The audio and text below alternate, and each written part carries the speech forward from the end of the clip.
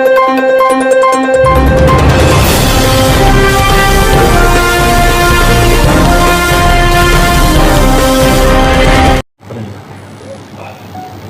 खेड़ता मुसलमान गांव जो सदर बहादुरगढ़ थाना के अंतर्गत आता है, तो इस गांव के जो कस्टोडियन विभाग की और पंचायत विभाग की कुछ भूमि के फर्जी विक्रय प्रमाण पत्र तैयार करके और उनके आधार पर आगे इंतकाल करके और तकसीम करने की संबंध में 3 मुकदमे जनवरी 2022 इस साल के एक 13 नंबर मुकदमा, 33 नंबर मुकदमा, 34 नंबर मुकदमा हमने दर्ज किए थे। इन मुकदमों के संबंध में अभी तक टोटल पहले 4 आदमियों की गिरफ्तारी हुई थी, जिसमें राकेश पुत्र आज़ाद सिंह जो मंडौठी गांव का रहने वाला है, जो खास करीब 20 साल से बहादुरगढ़ की तहसील में टाइपिस्ट के तौर पे और जो रजिस्ट्री बनवाने का काम करता है, उसको गिरफ्तार किया गया था।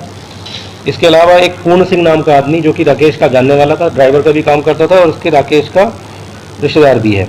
इसके अलावा एक बलराज नाम का आदमी जो राकेश का मामा लगता है और जो डिस्प्यूटेड और जो फोर्ज्ड बिक्री प्रमाण पत्र है उनमें गवाह बना है, उन गवाहों का उनकी सेल डीड का गवाह बना है, उसको गिरफ्तार किया गया है। फिर एक राजेंद्र है जो भी राकेश का जानकार है।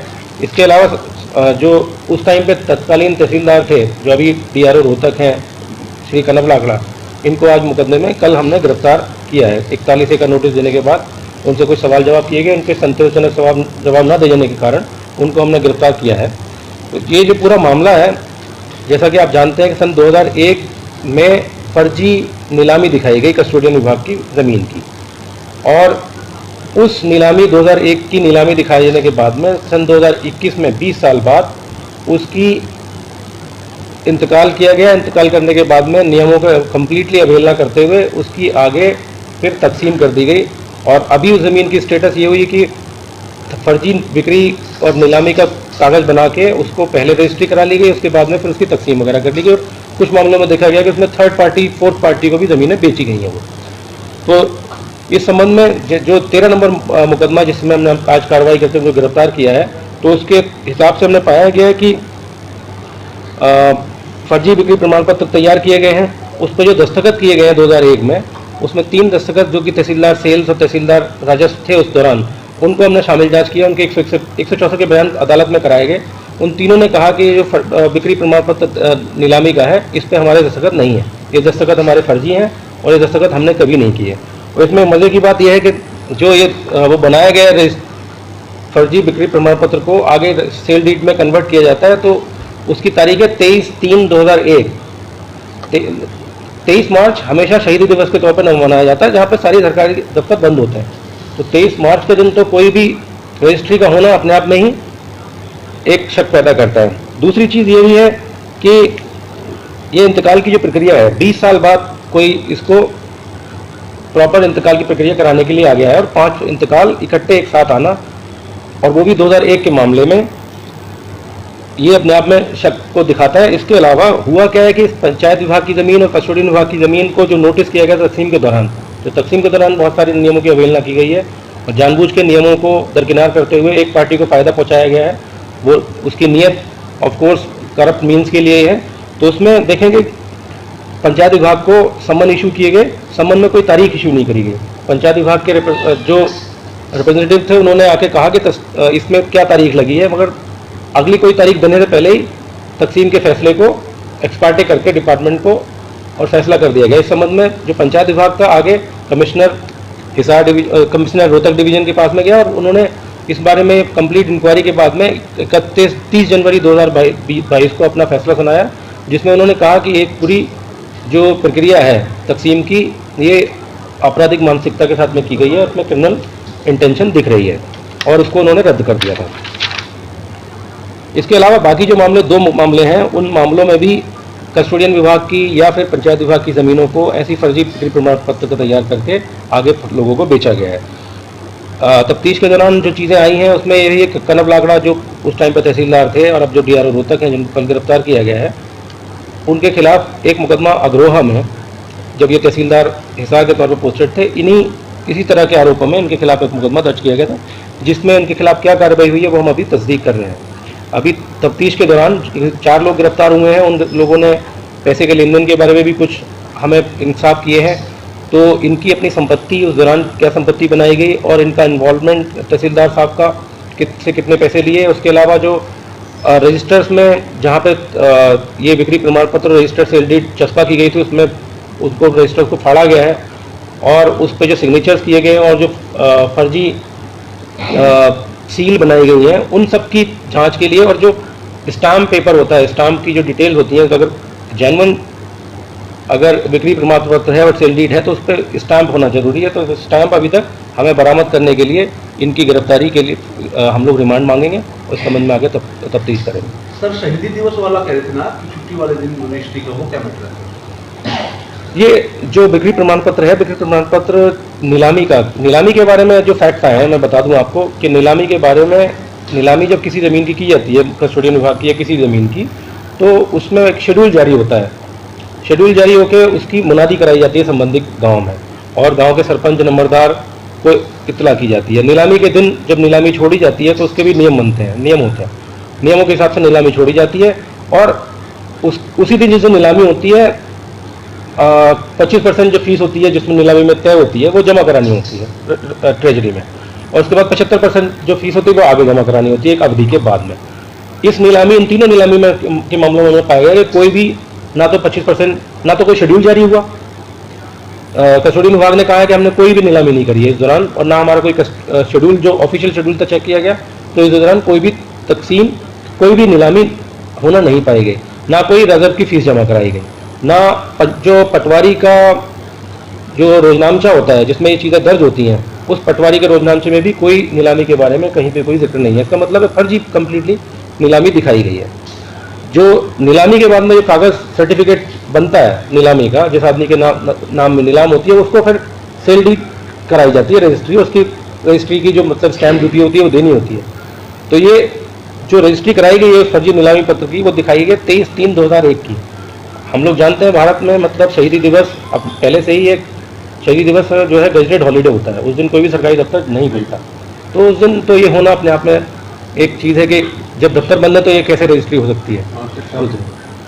जी, इतना लंबा मामला चला सर, तो आप क्या मानते हैं कि तुमने कोई इसमें नेगलिजेंसी बनी है कि विभाग की या कोई मतलब जो इतना बड़ा मामला हो गया उसके बावजूद कोई इंक्वायरी? हमारी जो तफ्तीश के हिसाब से हमें लगता है कि इनके कार्यकाल के दौरान जब पन्ना ब्लॉक तहसीलदार माधवगढ़ थे, उनके कार्यकाल के दौरान ये साजिश रची गई और साजिश रचने के साथ साथ जो संबंधित रिकॉर्ड थे उनको नष्ट किया गया ताकि इसकी ट्रेल डिस्ट्रॉय हो सके, और फर्जी प्रमाण पत्र और फर्जी बिक्री प्रमाण पत्र तैयार किए गए और अपने पद का दुरुपयोग करते हुए इन फर्जी प्रमाण पत्रों के आधार पर इंतकाल और तकसीम की प्रक्रिया को अमल में लाया गया। तो ये जो रिकॉर्ड है, जो रिकॉर्ड में राकेश का एक अहम राकेश ने फर्जी रिकॉर्ड फर्जी प्रमाण पत्र तैयार करने में एक अहम भूमिका निभाई है।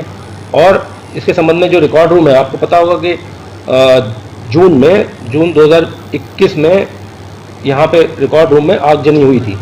तो हम इस मामले से जुड़ा हुआ देख रहे हैं और उसके बारे में भी तहसीलदार साहब से जो अब डीआरओ रोहतक है उनसे पूछताछ करी जानी आवश्यक है कि उसमें रिकॉर्ड रूम में आग कैसे लगी थी। हम क्योंकि इसमें इस केस के संबंधित जो रिकॉर्ड था वो नष्ट पाया गया था, तो ये मामला हम उससे जुड़ा हुआ देख रहे हैं और उम्मीद है कि इससे उसकी कड़ी भी खुलेगी।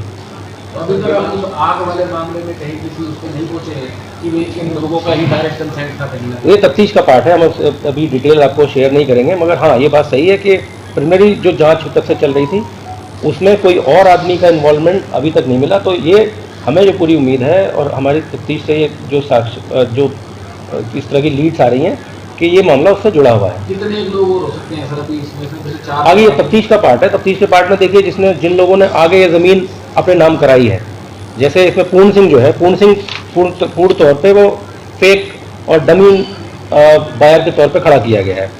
आगे जो मतलब रजिस्ट्री जिसके नाम पे की गई है, जैसे एक मामले में किस आदमी के नाम की गई है, रजिस्ट्री में कागजात में दिखाया गया कि 61 लाख रुपए की ज़मीन खरीदी है उन्होंने, और 61 लाख रुपए उन्होंने चेक के माध्यम से, चेक का नंबर भी शेयर किया हुआ है, उसमें जो रजिस्ट्री में चेक का नंबर मेंशन है, परंतु कोई भी चेक वो इनकैश नहीं हुआ है, ना ऐसा कोई चेक इशू हुआ है, वो ट्रांजैक्शन नहीं हुआ है। पूर्ण सिंह हमारे हिसाब से एक पूरी तरह से एक डमी बायर क्रिएट किया गया, खड़ा किया गया, जिसके नाम पे कागजात बनाए गए हैं।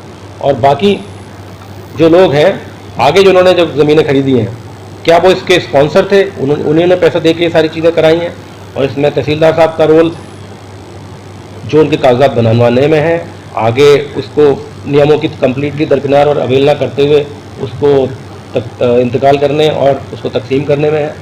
तो ये सब चीज़ें तफ्तीश में आगे तीनों मुकदमों को हम साथ लेके चल रहे हैं। सर ये टोटल सर कोई पॉलिटिकल कनेक्शन है इन लोगों का? नहीं, ऐसा कोई पॉलिटिकल कनेक्शन की कोई बात नहीं है तफ्तीश में, क्योंकि देखिए इकोनॉमिक ऑफेंस के जो मामले होते हैं वो कॉम्प्लेक्स मामले होते हैं और उसमें लोग जब इस तरह का कार्रवाई करते हैं, इस तरह की जब भ्रष्टाचार होता है तो उसके पीछे बहुत सारी तैयारियां करते हैं। तो डॉक्यूमेंट्स को नष्ट करना, रिकॉर्ड को नष्ट करना, उसके संबंध में उस डॉक्यूमेंट जो नष्ट हुआ रिकॉर्ड है उसको हमें सबूत के तौर पे इकट्ठा करना और ऐसे रिकॉर्ड जनरेट करना, उसमें टाइम लगता है। इसलिए इस मामले को हम स्लो करके SIT के माध्यम से हम लोग आहिस्ता आहिस्ता बना के मामले में चल रहे हैं। एक मामले में जो हमने पाया है कि अभी उसमें मुकदमा दर्ज नहीं हुआ है, वो भी एक मामले में फर्जी बिक्री प्रमाण पत्र दिखाया गया है। हम संबंधित विभाग को लिख रहे हैं कि इस बारे में कोई गवाह बने और मुकदमा दर्ज किया जाए। सर ये कितने एकड़ जमीन का मामला है? ये करीब 42 कैनाल और 9 मरले ज़मीन का मामला है। करीब 5 एकड़ से ऊपर की ज़मीन है जो कि प्राइम लैंड है इस समय। जी, इस मामले में जमीन काफी है इस इलाके में, और भी इस तरह के फर्जीवाड़ों की चर्चा है, तो क्या सर पुलिस की जांच विस्तार लेगी उन मामलों में? जहाँ तक हमारा मामला है कि हम इन जो हमें ये फर्जी प्रमाण पत्र कंप्लेंट्स के माध्यम से हमारी नॉलेज में आए थे, परंतु आप जैसे जानते हैं कि जब से ये कमिश्नर हिसार डिवीजन ने इस मामले में फैसला लिया है तो उपायुक्त झज्जर के द्वारा भी इस बारे में जांच की जा रही है और जैसे तथ्य हमारे नॉलेज में आएंगे हम संबंधित राजस्व विभाग को इस बारे में इत्तला करेंगे कि इस बारे में कार्रवाई की जाए और इसकी फर्दर जांच करने की आवश्यकता है। सर ये कहने का मतलब तो पूरी स्क्रिप्ट तैयार की गई है कलम लाखड़ा की बहादुरगढ़ रहने के दौरान ही पूरे पेपर बैक डेट के तैयार किए गए, सारी चीजें वेरीफाई किया गया।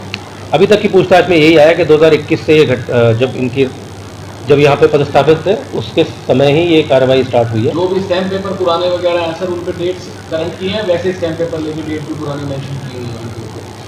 डेट्स में भी फर्क है क्योंकि आप जो रजिस्टर संबंधित सीरियल रजिस्टर है उस सीरियल रजिस्टर में कुछ पार्ट को फाड़ा गया है ताकि उसकी डेट वगैरह और वो ओरिजिनल रजिस्ट्री किसके नाम में है वो रिकॉर्ड पे ना आ पाए।